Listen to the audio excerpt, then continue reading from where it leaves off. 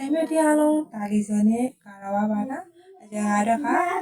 မြို့မဲရခိုင်လူငယ်ပလာဟီတာကအတော်သူရှိတဲ့ဖိုက်ပါရင်းနဲ့ရခိုင်ပြည်ဆိုင်ပြည်ရှောင်းတာတဘဝပြည့်တွေကြောင်းလာရေးပြည်သူမျိုးတွေအတွက်တရတော့လာစားမှာလူတဲ့ပြလာတွေဖာဒီကိုပရောကပြလာဖို့ဖိုက်ပါရင်းနဲ့စီခတဲ့ရဲစင်လာပိုင်းနဲ့ထောင်းနေစင်ကစက်ခွန်ကျူတော့ကမိုးဆိုးတော့ကြော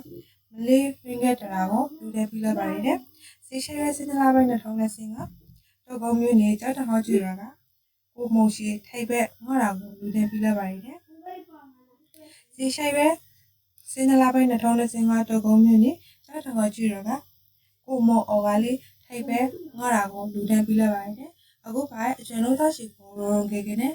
လာလူတဲ့ပြရတော့တိုးရှောက်စီတဲ့ကိုလည်းကျေးဇူးထုတ်ပါတာရှိပါတယ်။ဒါထက်လည်းကျွန်တော်သားရှိကိုအခုပဲရောကေကေနဲ့လာပြီးကလူတဲ့မျိုးတော့လေရောလာမပါတယ်။ရှိုင်ပြတရားလို့